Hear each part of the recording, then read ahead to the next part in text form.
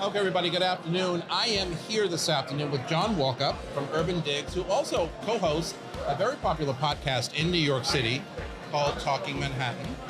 And I'm also here with Marc Norman, who is the Associate Dean at the Schack Institute of Real Estate at New York University, or NYU as we lovingly call it. Good afternoon, gentlemen. Thank you for being here.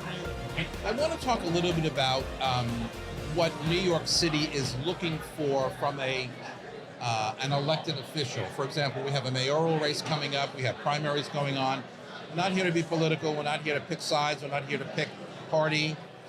But from an industry experience perspective, what is it that we as professionals in real estate, who generate a lot of revenue for our city every year in real estate, what is it we're looking for? John, I'll start with you.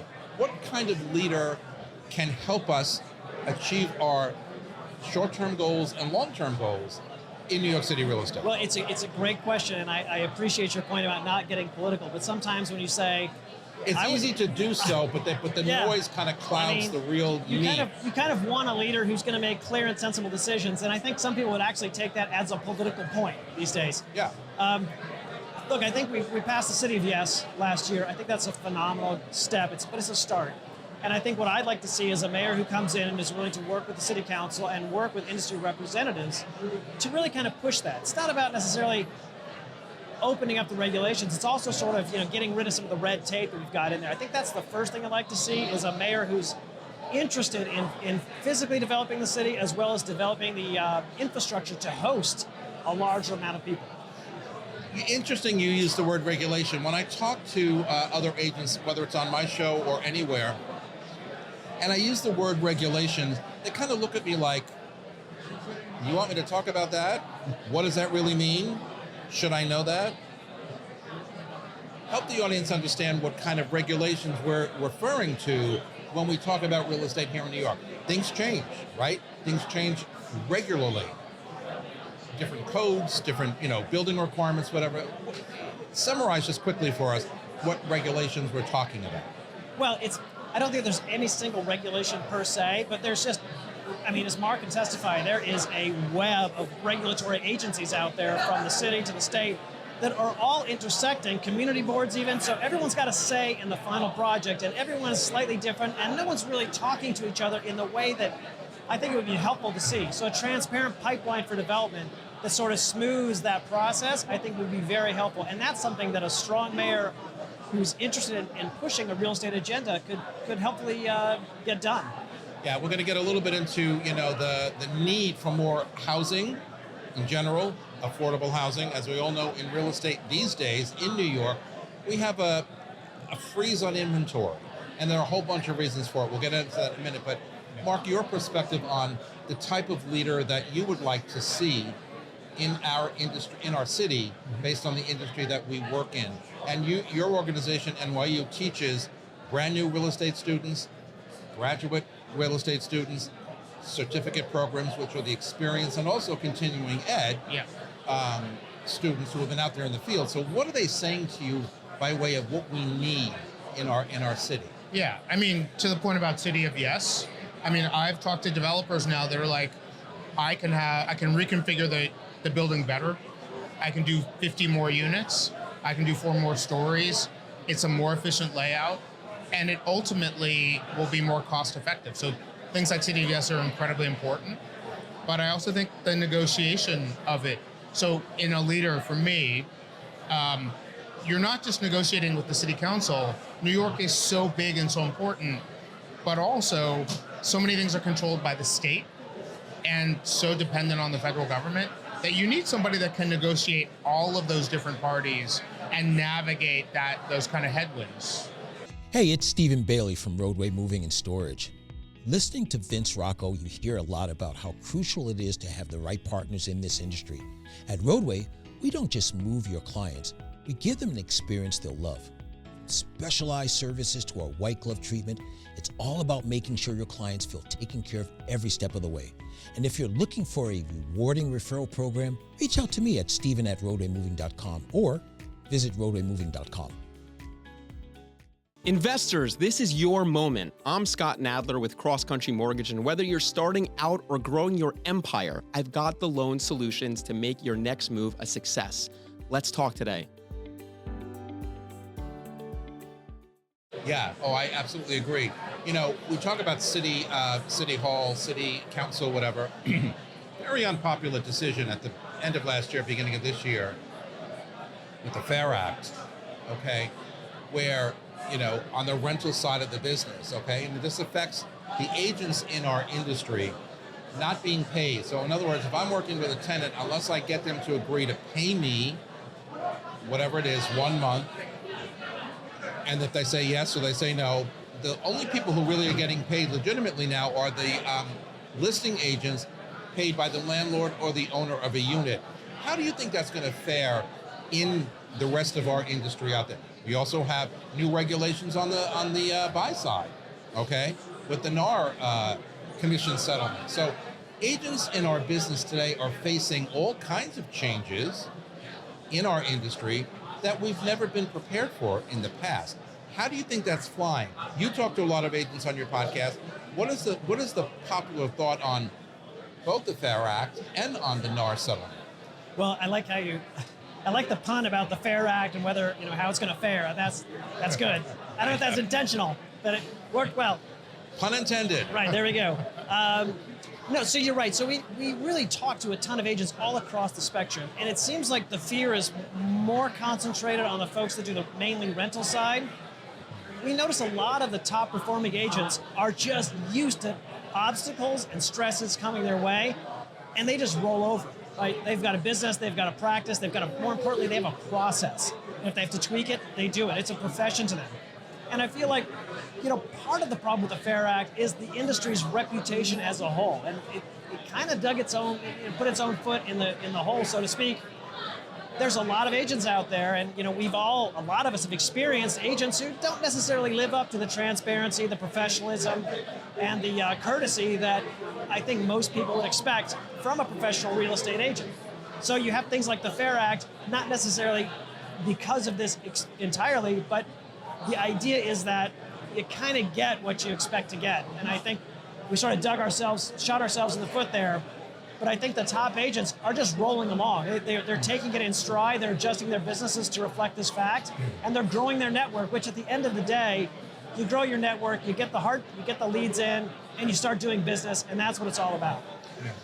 You know, it's so funny. I said to somebody earlier today, it seems like everybody outside of our industry has their hands in our pocket and wanting to take money from us. Commissions has never been very popular with either renters or buyers. So I said to this person who lost it, I said, I'm going to go to the store and start buying pants that don't have pockets in it, okay? Because I ain't going to deal with this stuff. I think we're going to say that for the nighttime. Or say that for That's a nighttime topic. Get your hand out of my pocket, goddammit. Yeah. But the bottom line is, I agree. If we stay focused, and if we stay focused on what we do as real estate agents, the end goal is always to successfully transact business with either a buyer or a seller. We'll get to that in a minute. But Marc, let me ask you something. So from an affordable housing perspective, and we have a housing shortage, period. Oh, yeah. Here in New York, across the board. Affordable, regular, you know, whatever. Yeah. How do we accomplish that as a city? Now, I know, you know, New York City, big bad city, a lot going on. We talked about the kind of leader that we would like to see at some point, if we can find, or if current ones can step up. But why is it such a problem in this town to build enough housing to satisfy everybody? I'm a new development condo specialist. I've been selling brand new condominiums for years and years. Yeah. I haven't been on a project in almost 2 years. Huh. So developers have felt a squeeze. Now we're talking about luxury, okay, so there's two sides of the story. Developers have felt a squeeze with additional construction costs, interest rates going up on their financing, so they've kind of pulled back a little bit. And then buyers, for all of the inventory that's out there, buyers are saying, well, I don't know if I can really afford it, I'm going to wait a little bit, whatever. Yeah. So from across the board, luxury, affordable, and everything in between, what is our problem? What's like the root cause of why we can't build enough housing, make enough housing affordable for everybody? Yeah. I mean, we could focus on the housing part for sure.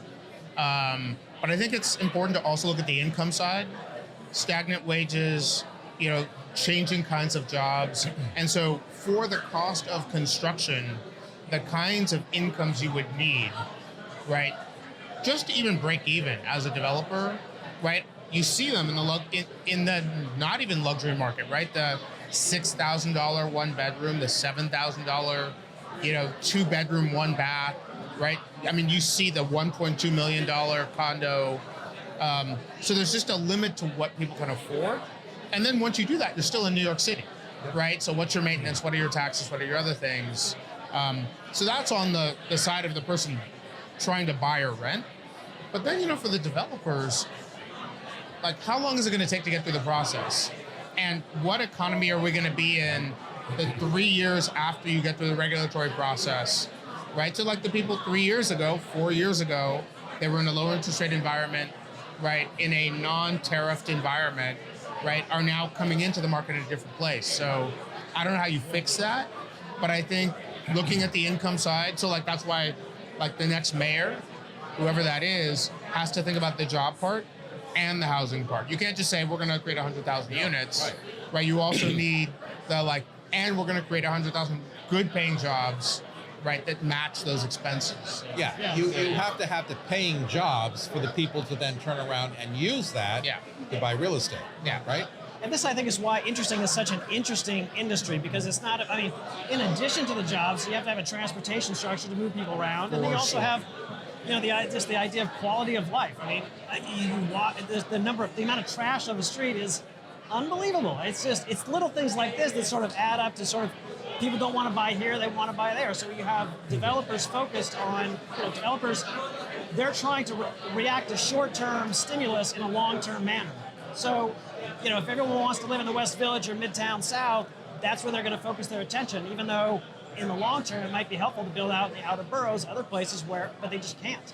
They don't have I remember the days when I first started selling new development, and we're talking like 17, 18 years ago, where developers would say, oh, I'm going to build a building over here, or I'm going to build a building in this neighborhood, I'm going to build a building, and they'll just all come. And I'd be like, okay. And I remember one of the last buildings I worked on the Upper East Side, I thought to myself, this developer thinks he's going to get people from all over the place. If you live on the East Side, you want to stay on the East Side. If you live downtown, you want to stay on and on and on. Well, let me tell you something. More than half that building on the Upper East Side was bought by people who were coming from downtown. And the developer actually proved his point when I kept saying, no, we're not going to get people from downtown, whatever. People will now go wherever they feel they need to. But I wanted to also get into the lifestyle aspect of purchasing, because what I'm finding is buying real estate in Manhattan, in New York City rather, is a personal thing. And those who actually pull the trigger and buy, it's very personal to them, because our pricing here is very high compared to the rest of the country. Okay? So they're looking for a lifestyle. They're looking for something that they can call home. When they come home at night, put their head on the pillow, they feel good about their choice. They feel good about their building. They feel good about their home, about the neighborhood, on and on and on and on. Do you find that in real estate, in your world these days, that those who are actually pulling the trigger are those who are looking more or past the actual cost or the interest rate or all the other noise we hear about, and they're buying because they want to increase their lifestyle? I think so. I think it's a great question, and I think it's really an existential question for New York City real estate, because you have to want to be here to pull that trigger, because you do have other choices, especially in the era of remote work, that are just far less expensive. I mean, you look at homes in Texas and Florida, and you look at the amount of growth that those sales markets have done post-pandemic, and it's incredible. And I think maybe they're cooling a little bit now, but you look at our market, and it's just tough. And you think about trying to come up with a down payment on a $1.5 million two-bedroom, it's a lot of money. You really got to want it to do it. And, to your point, that Upper East Side buyer, right, when the Second Avenue subway come in, we're starting to see a lot of development up and down that corridor. But again, it's that high-end, very luxury development. Rentals are going for $8,000 a month. I mean, these are not places that a family of four, middle-class families, of 4 or 5 is going to come in and say, all right, great, I can do this, and on my job. Like, you really have to have dual income, high level, to really keep the enforce sustain it. So it very much is a lifestyle choice. Right. Oh, absolutely. And and then there are those like it because the rental market is so on fire and so high and continuing to increase. And I got a call the other day, someone moving into the city from the Midwest, and they're looking for a 2-bedroom. And they gave me specific neighborhoods, And I said, okay, so what's your budget? Well, the budget's anywhere from $18,000 to $23,000 a month. And I'm thinking to myself as I'm talking on the phone, trying to stay coherent, $18,000 or $23,000 a month to rent a 2-bedroom? So what do you think my next question was? Would you consider buying? Yeah. Well, And the answer was no. Yeah. The answer was no. We have 2 other assets, in other parts of the country. We don't really need to buy. And I'm like, we pulled this point for a journalist just yesterday. There have been, I think, over 300 rentals in the city in 2025 asking over $20,000 a month. yeah. It's staggering to me. But again, But that's also the lifestyle question, right? Yeah. Because, I've seen this with friends that are brokers in LA, in Miami.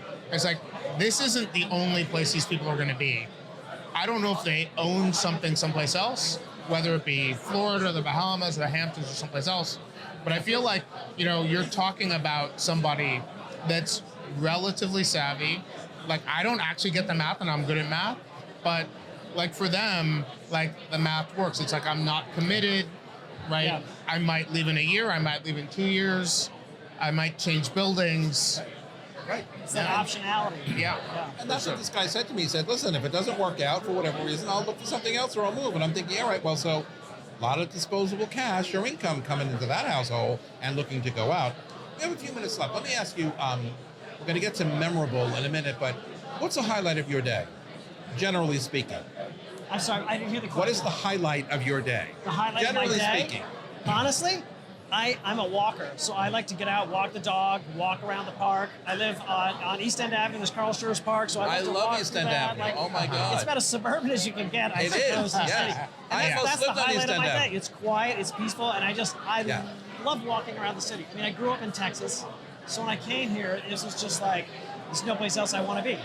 Now, that feeling does ebb and flow, but for the most part, the highlight of my day is just getting out and enjoying the city. Yeah. As most New Yorkers like to do, right? Yeah. Mark, what is your highlight of the day? I mean, it's going to sound strange. I'm going to say going to work because I work across the street from the public library in Bryant Park. Yeah, you do. And I walk in the door and they're eager real estate students swarming me, mostly asking for jobs. But it kind of reminds you, it's like, I'm a Californian, but it's like, you're like, every day I'm like, I'm in New York City. Even after 20-something years, I'm like, I'm in New York City. And like, It never gets old. Yeah. I'm living here. I'm a New Yeah. Yorker, but I'm living here from the suburbs, living Yeah. here almost 30 years. yeah, well, the trash gets Yeah. old. Sometimes Well, the trash gets old. The trash gets old, and a lot of stuff like that gets old. Yeah. What do you really need to know about buying or selling a home? First, it's serious business, and it's complicated. There's a lot of money on the table, and emotion too. You need an agent who knows the ropes. So, whether you're buying or selling your home, work with professionals who have a mastery of the craft. This beautiful set here at Studio 1873 is brought to you by the Everset. The Everset provides full-service staging and furniture rental solutions in the New York area. For more information, please visit us at staging.theeverset.com or email us at staging@theeverset.com to request a free proposal. But I agree with you because there are days when I say to myself, you know what, okay, because I'm in New York City. Yeah. And I still say that 30 years later.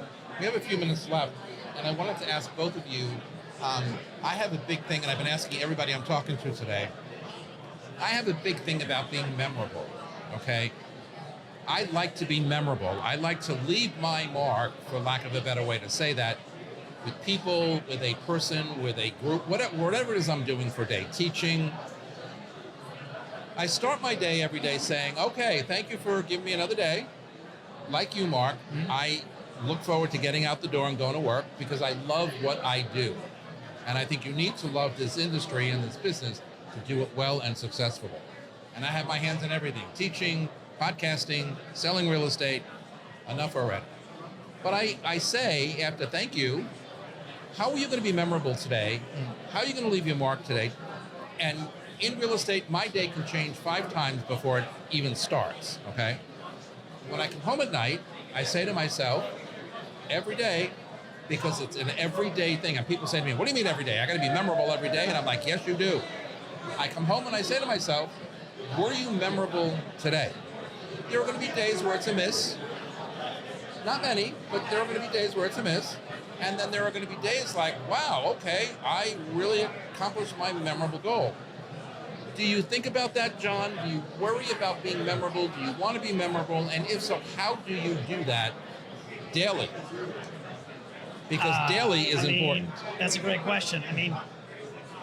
Yes, I suppose short term perhaps, but I'm always reminded of the Ozymandias poem, right? It's all going to turn to dust eventually. So I'm less concerned about being remembered as much as I am setting an example in the moment. Look, I've got two kids, that's being memorable. And their world is changing very rapidly. And I suppose as a kid, my world was changing too, but when you're tied up in it, you don't necessarily recognize it. So, one's in college, one's in high school, and the emergence of AI, social media, they've gone through all of that. So I'm consciously just trying to set that example of how I think a human being should live and act in 2025.